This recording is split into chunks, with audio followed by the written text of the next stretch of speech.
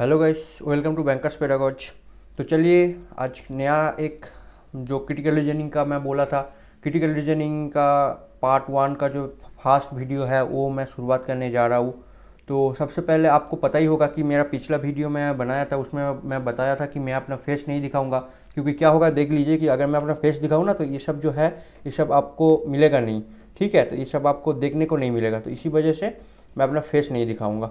ठीक है, तो चलिए शुरू करते हैं। स्टेटमेंट और कंक्लूजन का पहला पार्ट का वीडियो आ गया। इसमें कुछ क्वेश्चंस का प्रैक्टिस हम लोग करेंगे और मैं आपको बताऊंगा कि कैसे अप्रोच क्या होता है। ऐसे इसको आप सिंपल इंग्लिश की तरह देखिए, ना कि आप क्रिटिकल रीजनिंग मतलब कोई रीजनिंग होगा। ये सिर्फ है आपका थिंकिंग और आपका आईक्यू टेस्ट करने के लिए। ठीक है, सिंपल है ये चीज़, इसमें कोई रूल नहीं लगता, इसमें कुछ नहीं लगता है, विश्वास कीजिए मेरे। एक चीज़ होगा, अगर आप क्रिटिकल रीजनिंग सॉल्व करना चाहते हो अपने रियल लाइफ में हो या फिर आप एग्ज़ाम में हो या फिर आप जब प्रैक्टिस भी कर रहे हो, क्या करना होगा। सबसे पहले क्या होगा, आपको सब लोगों को टीचर बनना पड़ेगा।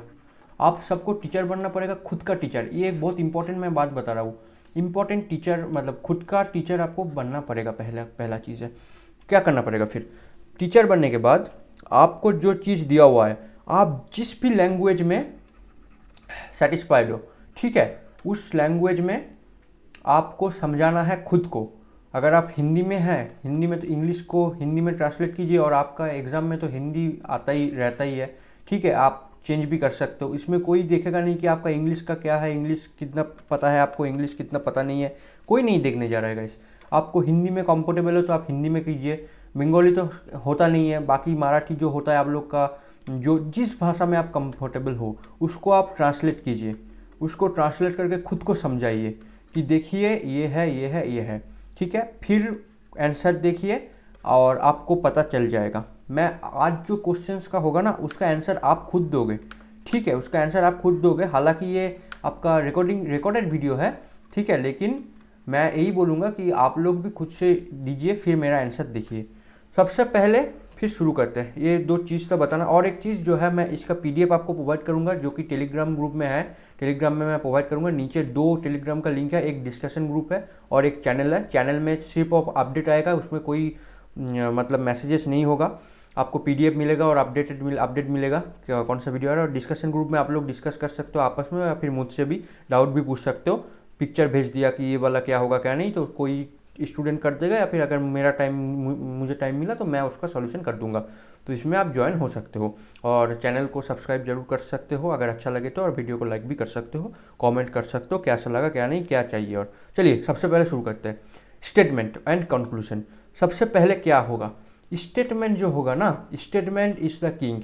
ये एक बढ़िया बात है। मतलब स्टेटमेंट जो लिखा रहेगा, अगर लिखा रहता है कि डॉग हवा में उड़ता है, एक कुत्ता जो है हवा में उड़ता है, या फिर अगर बोलता है कि मतलब जो नाव है, नाव हवा में चलता है, ठीक है, नाव तैरता नहीं है, ठीक है, मछली फील्ड में रहता है, ठीक है, अगर कुछ भी कहे, मैं ऐसे एबनॉर्मल बातें कर रहा हूँ, लेकिन statement is the king. Statement में जो लिखा है हमको वही आँख मूंद के वही मतलब सही है वो मानना पड़ेगा।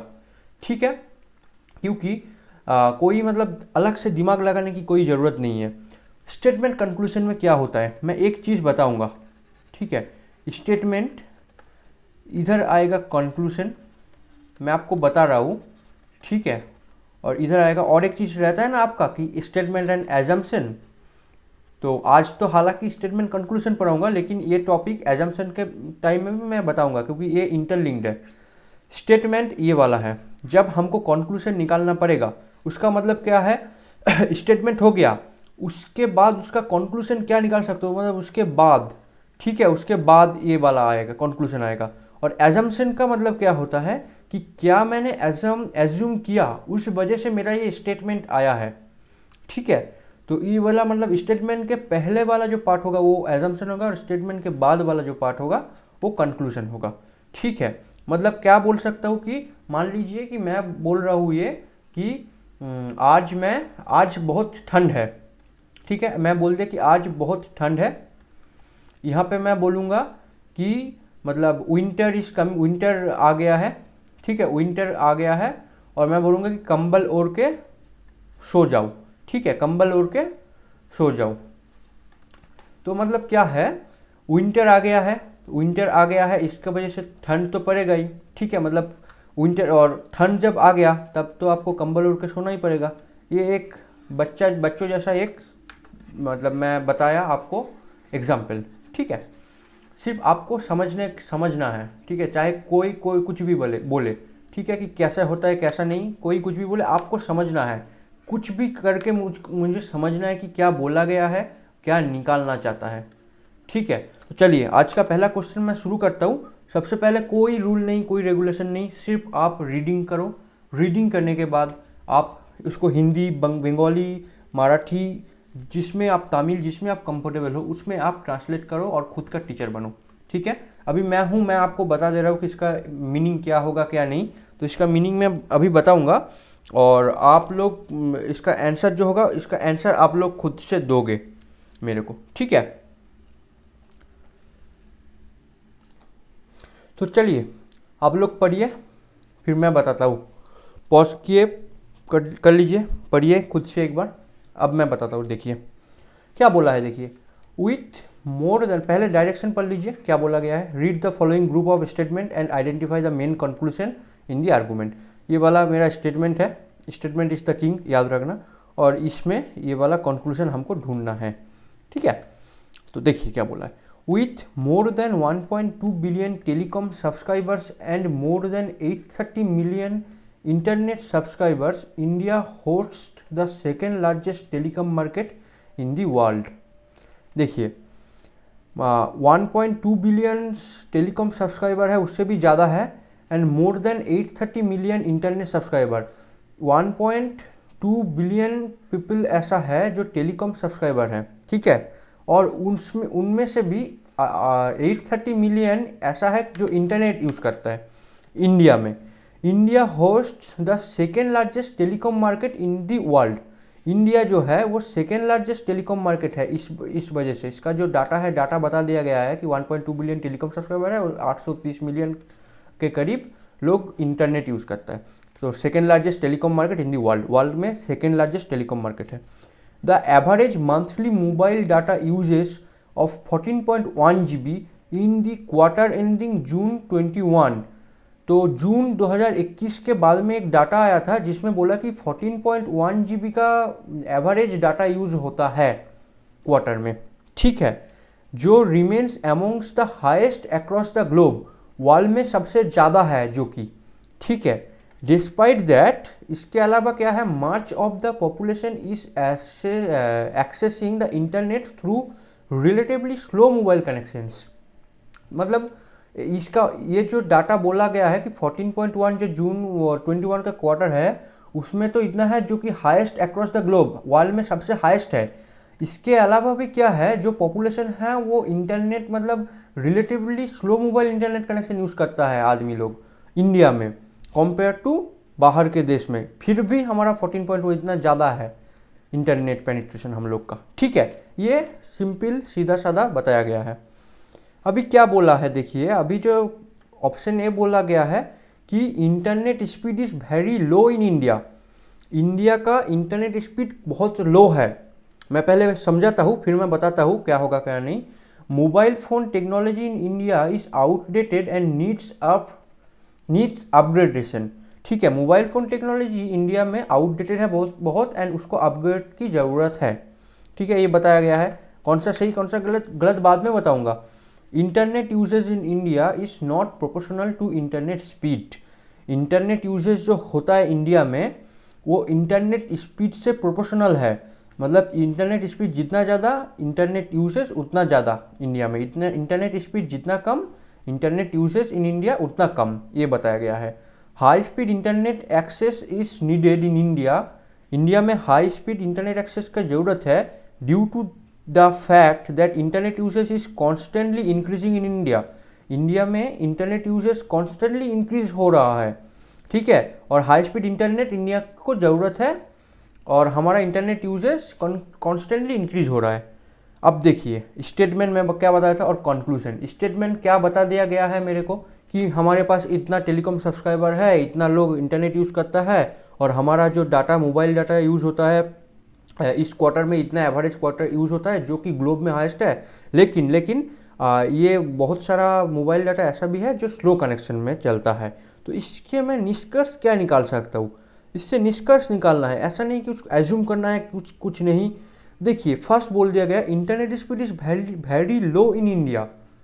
अरे भाई, internet speed very low in India तो ठीक है, लेकिन इसका कोई पक्का सबूत आपको मिल रहा है यहाँ पे कि इंटरनेट स्पीड वेरी लो इन इंडिया? इंडिया में बहुत लो है इंटरनेट स्पीड। बहुत जगह में मतलब मैक्सिमम केसेस में पॉपुलेशन यूज़ करता है कि स्लो मोबाइल कनेक्शन, लेकिन बहुत जगह तो हाई भी हो सकता है ना। तो एज्यूम हो गया ना ये वाला कि इंटरनेट स्पीड जो है वो वेरी लो होगा। ये तो एजम्पशन का टाइप हो गया ना। तो इसको मैं एजम्पशन बोलूँगा, ना कि कंक्लूजन बोलूँगा। ये एज्यूम कर लिया हमने, हमको एज्यूम नहीं करना है, हमको पक्का पुख्ता बताना है।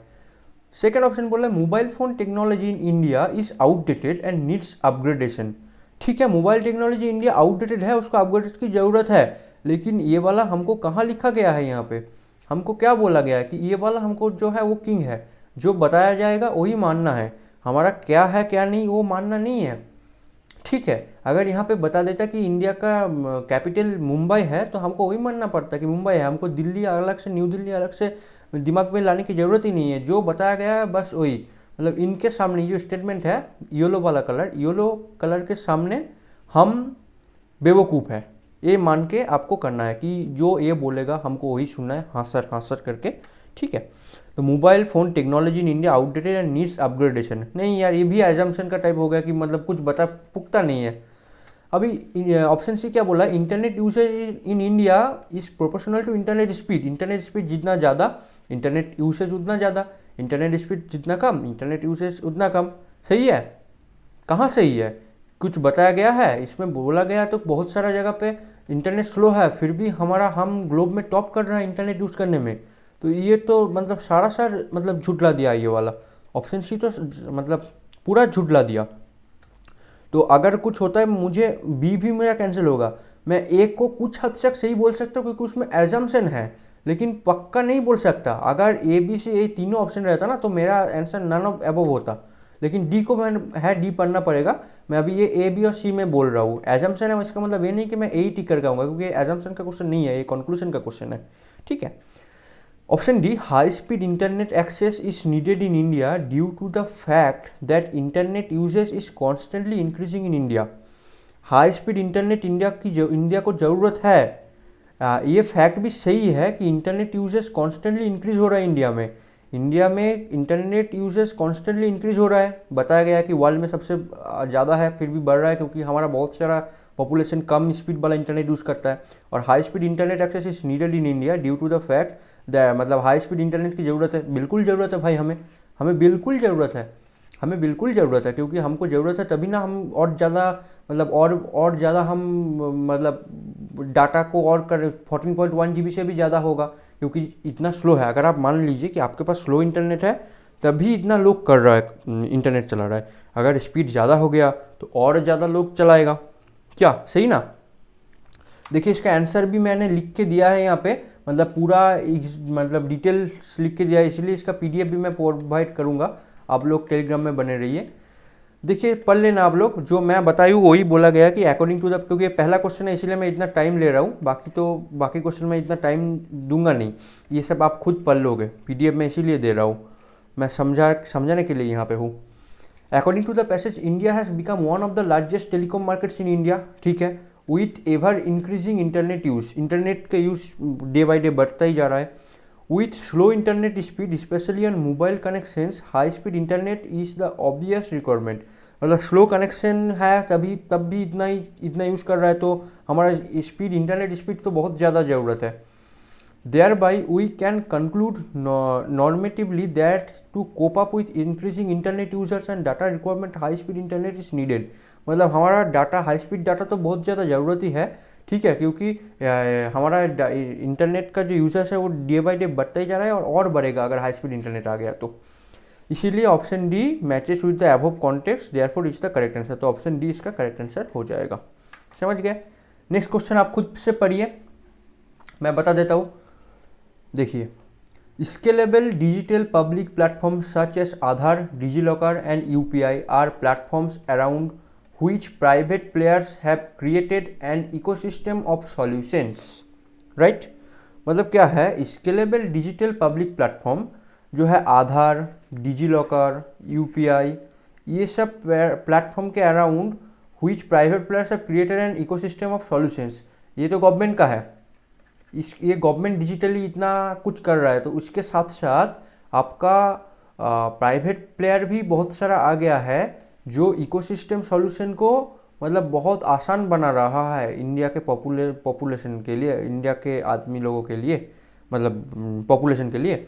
India's fintech growth is build on the strength on this platforms evident over 38 billion transactions worth amount ₹72 trillion handle bye UPI इन 2020-21। एक डाटा दिया गया है कि 2020 और 21 में जो यूपीआई है उसमें आप 38 बिलियन ट्रांजेक्शन हुआ है, जो कि है 72 ट्रिलियन रुपीस का। इतना रुपीस का ट्रांजेक्शन यूपीआई में हुआ है एक साल में, ठीक है। तो इसके इंडिया फिनटेक ग्रोथ आपको पता ही चल रहा है कितना स्ट्रेंथ है इसमें, ठीक है। यही है इसका आधार है, ठीक है। क्या बोला गया है देखिए, और कंक्लूजन क्या निकाल सकते हैं। Digital platforms have the ability to scale digital services. Digital platform digital services को मतलब स्केल करने के लिए एबिलिटी है, जो मतलब डिजिटल प्लेटफॉर्म का एबिलिटी है जो डिजिटल सर्विसेज को स्केल करने का। अरे यार हो सकता है ना, इसका एजम्पशन हम बोल सकते हैं, यहाँ हो भी सकता है यार, कोई पुख्ता तो दिया हुआ नहीं है, ठीक है। ऑप्शन बी में क्या बोला गया है, financial growth can be accurately estimated through digital public platforms. Financial growth है ये एक्यूरेटली एस्टिमेट किया जाएगा थ्रू डिजिटल पब्लिक प्लेटफॉर्म। कहाँ बोला गया है एक्यूरेटली एस्टिमेट होगा डिजिटल पब्लिक प्लेटफॉर्म के जरिए बोला गया है फाइनेंशियल ग्रोथ? नहीं, कहाँ नहीं। अगर आप बता दो यहाँ पे कहाँ लिखा गया है तो मैं बता दूंगा आपको, कहीं पे भी ये लिखा हुआ नहीं है। हमको सिर्फ देखना है कि क्या लिखा हुआ है। स्टेटमेंट इज द किंग, एक ही मूल मंत्र है। The government is focused on financial inclusion on every citizen. Government every citizen के मतलब हर एक सिटीजन के फाइनेंशियल इंक्लूजन के बारे में फोकस्ड है, सोच रहा है कुछ ना कुछ करने के लिए। ये तो सही लग रहा है यार। क्योंकि गवर्नमेंट अगर फोकस नहीं रहता तो फिर गवर्नमेंट का ये सब कुछ आता, गवर्नमेंट लेके आता, आधार, डिजी लॉकर, यूपीआई ये सब लाता। और अगर नहीं लाता तो यूपीआई में कितना ट्रांजैक्शन हो रहा है, ये सब गवर्नमेंट डिजिटली सोच रहा है, ठीक है। गवर्नमेंट गो डिजिटल का नारा लगा रहा है, डिजिटली जा रहा है, तो ये तो मतलब फोकस तो है, ठीक है। अभी डी है, इसलिए मुझे ये लग रहा है तो मैं सी टिक करके आगे निकल जाऊंगा, ए नहीं, क्योंकि अगर डी में बहुत और भी पुख्ता कुछ दिया होगा तो मुझे डी लगाना पड़ेगा, ठीक। देखते हैं डी में क्या है। Fintech growth is directly proportional to strength of digital platforms. Digital platform के स्ट्रेंथ के साथ प्रोपोर्शनल, डायरेक्टली प्रोपोर्शनल है फिनटेक ग्रोथ। नहीं, फिनटेक डिजिटल से कुछ लिखा हुआ तो वैसा है नहीं। ये हम एजम्पशन इसको भी बोल सकते हैं कि ये एज्यूम हो रहा है कि फिनटेक ग्रोथ जो है डिजिटल प्लेटफॉर्म के जरिए मतलब डायरेक्टली प्रोपोर्शनल है, कि जितना डिजिटली ग्रो होगा इंडियन पीपल का, उतना फिनटेक भी ग्रो होगा, ठीक है। ये एज्यूम कर सकते हैं हम, लेकिन इसको डायरेक्टली कुछ बोला तो नहीं है। हमको कंक्लूजन चाहिए ना कि एजम्पशन चाहिए, बार बार मैं यही बोल रहा हूँ। तो ये नहीं होगा, हमारा सी सबसे पुख्ता आंसर लग रहा है। आंसर क्या है इसका? आंसर भी सी ही है, ठीक है। क्यों सी है क्या नहीं है, जो मैं बताया आपको इतनी देर वही चीज़ लिखा हुआ है। आप लोग ये खुद से पढ़िएगा, पीडीएफ में इसीलिए प्रोवाइड कर रहा हूँ, ठीक है, नीचे टेलीग्राम लिंक में, ठीक है। इसलिए मैं प्रोवाइड कर रहा हूँ क्योंकि आप लोग इसको खुद से पढ़ो, खुद से करो, तभी ना डेवलप होगा। मैं बता दूंगा ये तो मेरा डेवलप होगा, मेरा अंडरस्टैंडिंग बढ़ेगा, आप लोगों का कुछ नहीं बढ़ेगा। आप लोगों को मैं डर भगा रहा हूँ आपके मन से कि क्रिटिकल रीजनिंग बहुत डरावना है, भारी भरकम है। नहीं, ये आसान था। नेक्स्ट,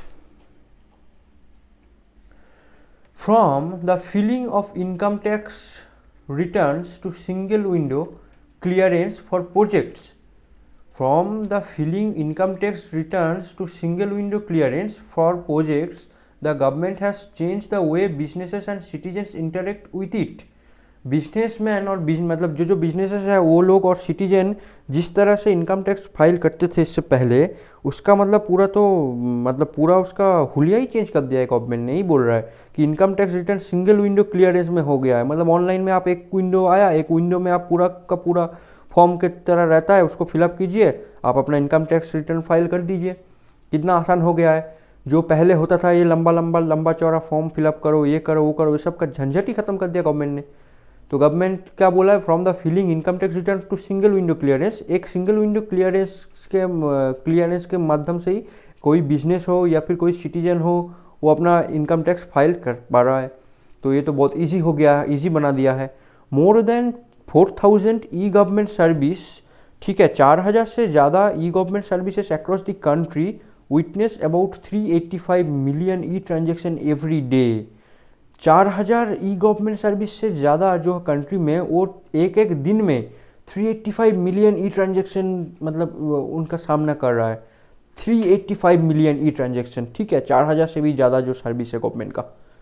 इसका एक एग्जाम्पल दिया गया है, the Gatishakti initiative is an example. Gatishakti initiative इसका एक एग्जाम्पल है of enabling efficiency and cost optimisation in government processes enabled by planning and execution of infrastructure projects and logistics. ठीक है, तो क्या बोला है, गतिशक्ति प्रोजेक्ट इसका एक मतलब एक ऐसा एग्जाम्पल है जो इनेबल करता है एफिशिएंसी एंड कॉस्ट ऑप्टिमाइजेशन, जो एफिशिएंसी और कॉस्ट ऑप्टिमाइजेशन को इनेबल करता है इन government processes enable bye planning and execution of infrastructure project and logistics. Infrastructure project और लॉजिस्टिक में मतलब जो एफिशिएंसी आया है और जो कॉस्ट ऑप्टिमाइजेशन हुआ है, ये सब मतलब गतिशक्ति इनिशिएटिव के जरा ही हमको पता चलता है। इसका मोटा मोटा मतलब यही है। द GEM मतलब गवर्नमेंट ई मार्केट प्लेस, ये वाला करंट अफेयर्स में आप पढ़ा ही होंगे। गवर्नमेंट ई मार्केट प्लेस, इससे सेल का कुछ आया था कि सेल कितना करोड़ का गवर्नमेंट ई मार्केट प्लेस से खरीदा है और वो एक नंबर इंस्टीट्यूट बन गया है। The government e marketplace, digital public procurement and the e bill system are other examples. और दो एग्जाम्पल दिया, गवर्नमेंट ई मार्केट प्लेस और digital public procurement and the e bill system. ये सब जो है इलेक्ट्रॉनिक बिल सिस्टम, ये दो अलग एग्जाम्पल है of platforms enabling transparent business to government transaction. Government transaction के जरिए वो बिजनेस अपना ट्रांसपेरेंटली चला पा रहा है। इसका गवर्नमेंट ई मार्केट प्लेस का और ई बिल सिस्टम का ये दो एग्जाम्पल देके बताया है और एक एग्जाम्पल गतिशक्ति इनिशिएटिव बताया है। मोटा मोटा क्या बताया है यही हमको कंक्लूजन में बताना है। देख लेते हैं कंक्लूजन क्या बोला है। अगर आप खुद के टीचर होते तो आप ऐसे खुद को समझाते अपने रीजनल लैंग्वेज में, मदर टंग में, और फिर आप कंक्लूजन भी खुद को ऐसे समझाते, income tax returns are complex to file in offline mode than online mode. कहाँ कहीं है, पीके जैसा बोलता था वही मैं बोलूँगा, धब्बा कहाँ है। ठीक है, कौन हिंदू कौन मुसलमान, धब्बा किधर है, पीके बोलता था मूवी का डायलॉग। तो वही मैं बोलूँगा कि ये वाला लाइन लिखा कहाँ पे है, लिखा कहाँ पे है कि ऑफलाइन में ज़्यादा। वो तो मैं आपको बताया एग्जाम्पल समझाने में के लिए मैं बताया कि ऑफलाइन में फॉर्म फिलअप होता है, ये होता है वो होता है। कहीं पे लिखा है कि ऑफलाइन मोड में कॉम्प्लेक्स ज़्यादा रहता है ऑनलाइन मोड से। ये तो हम एज्यूम कर रहे हैं, फिर से मैं बोल रहा हूँ एज्यूम कर रहे हैं, एज्यूम तो कंक्लूजन नहीं होता। ठीक है, तो धब्बा नहीं है तो ये कैंसिल कर देंगे। ई transaction have definitely soared in India due to e governance initiative by the government. E transaction जो है वो इंडिया में मतलब श्योरली बड़ा है ई गवर्नेंस के इनिशिएटिव से, ई गवर्नेंस इनिशिएटिव से बाय गवर्नमेंट। ठीक है, मतलब क्या बोला है इसका, ई ट्रांजेक्शन बड़ा है due to e governance initiative by the government. Government के ई गवर्नेंस इनिशिएटिव के लिए ही हमारा ई ट्रांजेक्शन बड़ा है, नहीं। हमारा तो इनकम टैक्स का जो बोल रहा है, इनकम टैक्स के रिलेटेड में ये सब चीज़ बोला गया है कि ये सिंगल विंडो में है, ये ट्रांसपेरेंट बिजनेस कर पा रहा है इसके वजह से। लेकिन इसमें तो ये सब कुछ इनिशिएटिव के बारे में कुछ लिखा ही नहीं है, तो ये भी हम श्योर शॉट कुछ बता नहीं सकते। ऑप्शन सी क्या बोल रहा है, public service has definitely improve with rapid digitisation of public service delivery. Public service जो है वो डेफिनेटली इम्प्रूव हुआ है, हाँ हुआ है, with rapid digitisation of public service delivery. Public service delivery का जो रैपिड डिजिटलाइजेशन हुआ है, मतलब ऑफलाइन से ऑनलाइन आ गया है, तो उससे पब्लिक सर्विस इम्प्रूव हुआ है या नहीं। अरे यार इम्प्रूव हुआ है तभी ना इतना पैसा आ रहा है गवर्नमेंट के पास। ये 385 मिलियन का पैसा तभी ना आ रहा है, हम लोग ट्रैकिंग कर पा रहे हैं, लोग दे रहे हैं एक सिंगल विंडो क्लियरेंस में, तो ये तो बहुत अच्छा कंक्लूजन लग रहा है हमको। लेकिन डी है, हमको डी भी पढ़ना है, ये हैबिट आप बना लीजिए, क्योंकि अगर डी और भी अच्छा हुआ तो डी हमको देना पड़ेगा। Businesses have shown transparency due to e governance initiative. E governance initiative के चलते बिजनेसेस ट्रांसपेरेंसी शो कर रहा है, ट्रांसपेरेंट बिजनेस कर रहा है। ठीक है, ये बहुत बहुत ही मतलब क्लोज है, बहुत ही क्लोज है इस लाइन से। ठीक है कि ट्रांसपेरेंसी का है ये, लेकिन पूरा का पूरा जो स्टेटमेंट है ना, ये पूरा का पूरा स्टेटमेंट एक ही लाइन में सीमित होकर जा रहा है। मतलब पूरा का पूरा, मतलब क्या बोलते हैं उसको, प्रेसी जो लिखते थे हम लोग कि प्रेसी में संक्षेप में लिखिए, तो संक्षेप के पूरा का पूरा ऑप्शन सी हमको बता रहा है कि हाँ, ये ऑप्शन सी जो है ये मतलब बिल्कुल इसको कंक्लूजन में बता सकते हो एकदम 100%। ठीक है, क्योंकि पूरा का पूरा कंक्लूड कर रहा है ये एक लाइन में।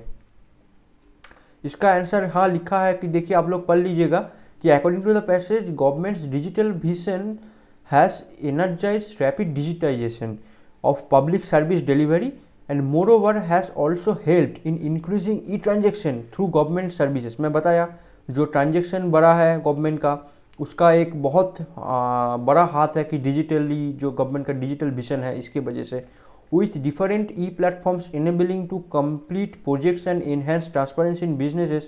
ठीक है, वो बहुत सारा वो गवर्नमेंट ई मार्केट प्लेस बोला, ई बिल सिस्टम बोला, क्या और कुछ क्या बोला, तो उसके वजह से बिजनेस में ट्रांसपेरेंसी आ रहा है। We can conclude that public service delivery has improved due to electronic and digital initiatives.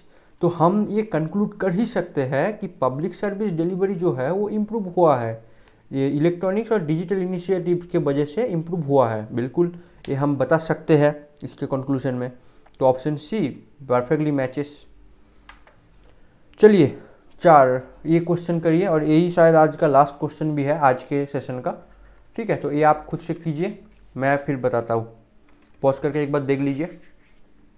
चलिए मैं बताता हूँ इसका आंसर।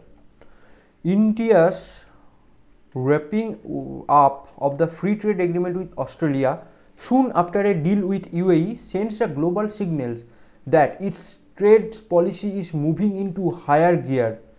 इंडिया जो फ्री ट्रेड एग्रीमेंट किया, ये भी करंट अफेयर्स का न्यूज़ है, आपको पता ही होगा कि दिसंबर महीने में रेटिफिकेशन कंप्लीट किया ऑस्ट्रेलिया। लेकिन हमको क्या है, हमको ये सब याद रखने की ज़रूरत नहीं है, मैं आपका करंट अफेयर्स भी साथ साथ में कुछ रिवीजन करवा रहा हूँ, ये आ गया इसीलिए।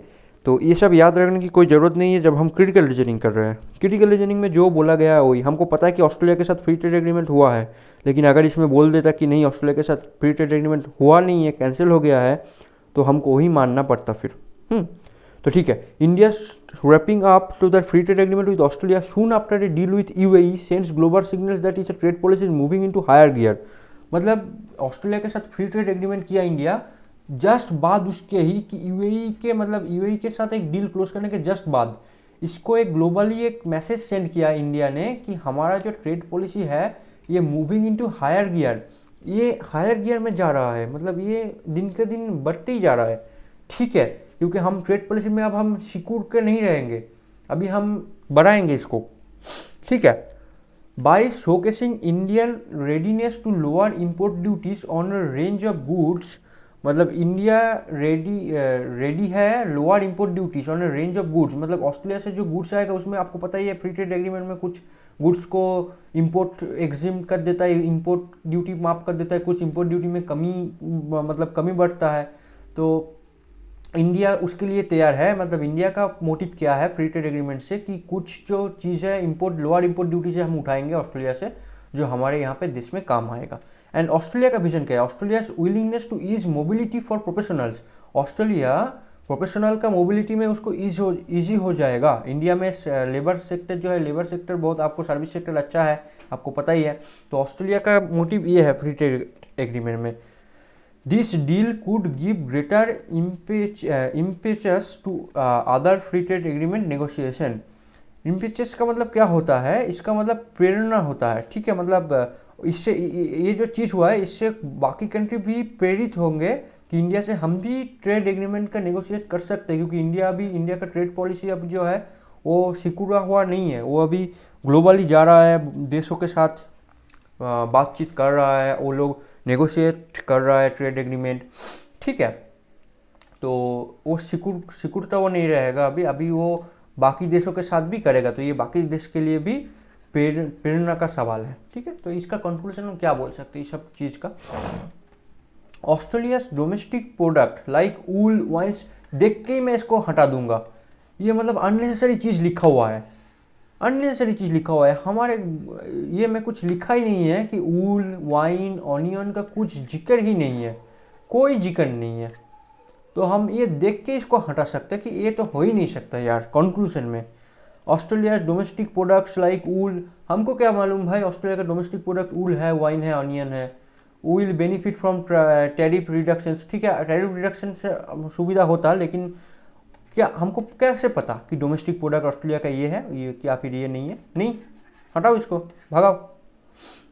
Indian professionals will now be able to secure liable visa connections, क्या वीसा, वीसा क्या वीसा, ठीक है। ऑस्ट्रेलिया को हमारा प्रोफेशनल मतलब हायर करने में उन लोगों को सुविधा होगा, सब कुछ होगा, अच्छा होगा, लेकिन उसके लिए वीसा फीसा ये सब का क्या बातचीत है?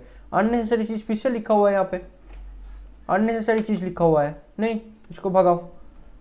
Free trade agreement between India and Australia is a win win situation for both the countries, हाँ ठीक है, ठीक है। Free trade agreement between India and Australia win win situation for both countries, ठीक है, ठीक है, लेकिन पूरा का पूरा मुझे फिर भी खटक रहा है, क्योंकि India Australia win win situation तो ठीक है, दोनों के लिए कुछ ना कुछ फायदे का सौदा है, फ्री ट्रेड एग्रीमेंट फिर ठीक है, लेकिन देखते हैं। डी मैं बताया था कि ठीक है ये भी हम ले सकते हैं, लेकिन डी है तो हम डी को भी लेंगे, क्योंकि डी अगर डी कुछ नहीं रहता तो फिर मैं यहाँ पे कुछ लिखता नहीं, मतलब सी आंसर टिक करके चला आता, लेकिन डी में क्या लिखा हुआ है?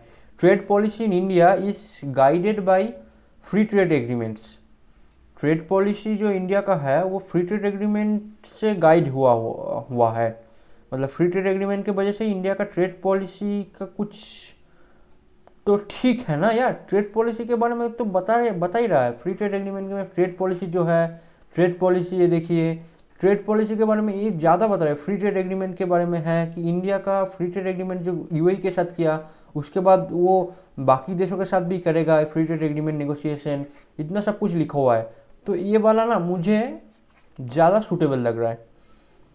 ए और बी आपका क्या हुआ? ए और बी जो है ये एक अच्छा इन्फ्रेंस बन सकता है इसका, ठीक है, एक अच्छा इन्फ्रेंस बन सकता है कि हाँ ये वाला जो है ये इससे मतलब रिडक्शन टैक्स में ये होगा, छूट मिलेगा, ठीक है। इसमें आपको वीज़ा फ्री का, वीज़ा का कुछ झंझट कम हो जाएगा, इंडियन आदमी लोगों का, प्रोफेशनल्स का ऑस्ट्रेलिया में जाके काम कर सकेंगे। इसमें विन विन सिचुएशन है, लेकिन विन विन सिचुएशन के बारे में कुछ बताया नहीं है वैसा कि हाँ इंडिया को लोअर इंपोर्ट ड्यूटी देना पड़ेगा, ऑस्ट्रेलिया को यंग प्रोफेशनल मिल जाएगा, लेकिन विन विन सिचुएशन के बारे में ठीक है, ऐसा कुछ पुख्ता कुछ लिखा हुआ भी नहीं है कि हाँ इससे फ़ायदा बहुत हो जाएगा इंडिया का, इससे फ़ायदा हो जाएगा इंडिया का, ऑस्ट्रेलिया का, कुछ वैसा मज़ा नहीं है इसको, वैसे पुख्ता मैं बता नहीं सकता। लेकिन अगर डी को मैं देखूँ, पुख्ता बता दूंगा कि ट्रेड पॉलिसी जो है इंडिया का वो फ्री ट्रेड एग्रीमेंट से गाइड हुआ है, ठीक है। लेकिन एक जो चीज़ है इसमें आंसर क्या दिया हुआ है देखते हैं। ऑप्शन सी बेस्ट आंसर इसको बताया गया है, ठीक है। इसका आंसर जो है answer C, option C best answer बताया गया है। तो वही चीज़ मैं बताया ना कि मतलब क्या बोलूँ आप देखिए, एक दो चीज़ जो ऐसा होगा इसी वजह से जो है सब बोलते हैं कि नहीं इसको करना मत। लेकिन एक चीज़ बताइए, इतना करीब जब आप आ गए कि हाँ इसको भी हम बता सकते हैं और इसको भी हम बता सकते हैं, यहाँ पे क्यों सी लिया गया है, इसके लिए क्या बताया गया है आपको देखना पड़ेगा। According to the argument with Australia is free trade agreement with Australia is going to benefit both the countries and create a holistic environment in which cheap tariffs for Australia produce and each mobility for Indian professional in Australia is on the cards।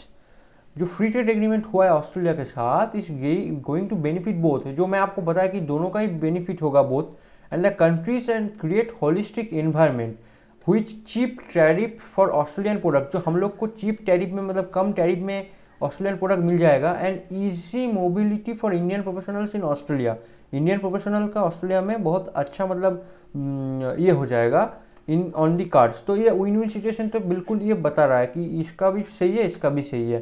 Therefore option C best conclusion, option C जो है वो best conclusion होगा। Option A and B are good interference of the passage, A and B को good interference हम बता सकते हैं। Option D need more evidence to be proven as a fact. ये वाला जो लाइन है इसको आप देखिए, ये क्या होगा, ये जितना प्रैक्टिस करोगे तभी आप लोग ये समझ में पाओगे, ठीक है। तो ऑप्शन डी को और कुछ एविडेंस चाहिए होगा। Trade policy is India is guided free trade agreement, ठीक है, फ्री ट्रेड एग्रीमेंट से गाइड है इंडिया का ट्रेड पॉलिसी, बिल्कुल मैं मानता हूँ, लेकिन और कुछ पुख्ता, कुछ और पुख्ता दो।